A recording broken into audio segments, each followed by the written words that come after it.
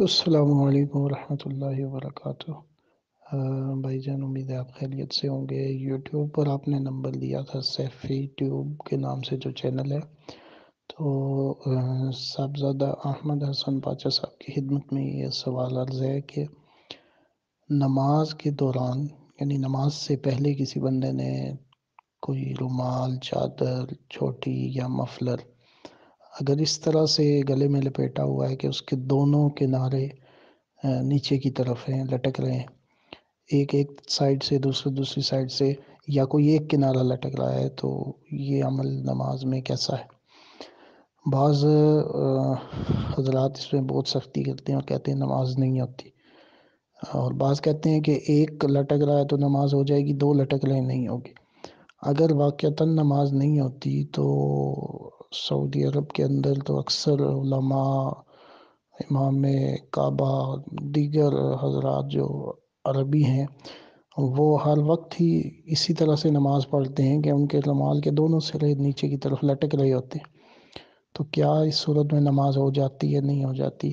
برائے مہربانی رہنمائی فرما دیں، جزاک اللہ خیرہ و احسن الجزا۔ اچھا، یہ بھائی کا سوال ہے کہ کچھ لوگ نماز میں کپڑا ڈال لیتے ہیں اپنی کھاندوں پہ یا مندوں پہ، تو اس کا طریقہ یہ ہوتا ہے کہ اس کا ایک سرا یہاں پہ لٹکتا ہے، ایک بائیں طرف لٹکتا ہے، اس کا کیا حکم ہے؟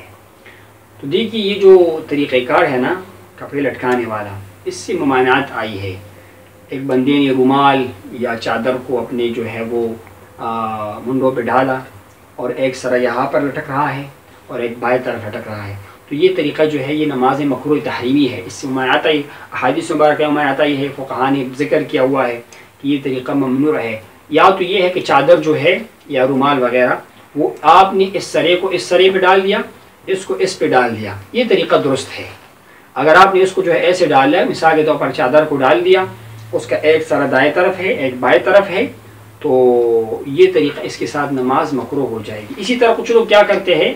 کوئی رومال ہے، چادر ہے، وہ کندھے پہ لٹکاتے ہیں، دائیں کندھے پہ ڈال دیا، بائیں پہ ڈال دیا، تو ایک آگے جو ہے وہ پیٹ کی طرف لٹک رہا ہے، ایک پیچھے پیٹھ کی طرف نہ، یعنی کمر کی طرف لٹک رہا ہے۔ یہ طریقہ بھی جو ہے نادرست ہے، اس سے نماز مکروہ ہو جاتی ہے۔ ہاں، اگر آپ کے پاس چادر ہے، آپ نے جناب والا اس کو کندھے پہ ڈال دیا، اور آپ نے جو ہے ایک سرے کو یہاں پہ ڈال دیا، اب اگر پیچھے سے وہ لٹک رہا ہے،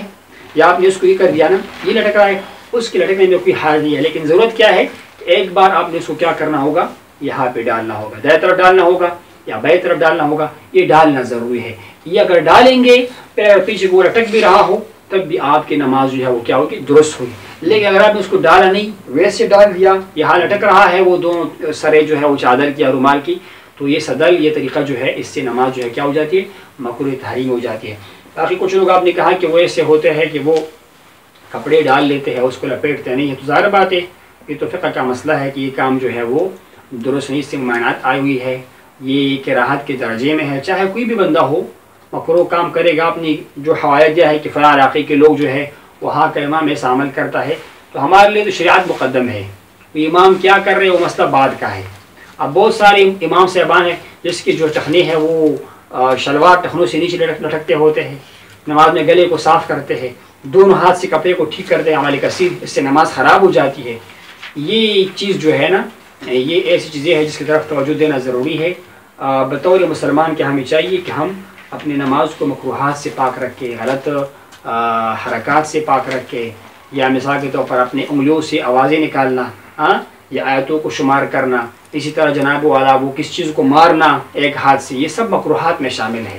تو اسی طرح منہ سے پھونک مارنا، اس سے نماز مکروہ ہو جاتی ہے۔ چادر کے بارے میں بھی ہے کہ چادر جو ہے اس کا طریقہ یہ ہے، حضور نے ہمیں سکھایا ہوا ہے کہ آپ چادر کو لے کر اس کو جو ہے اپنے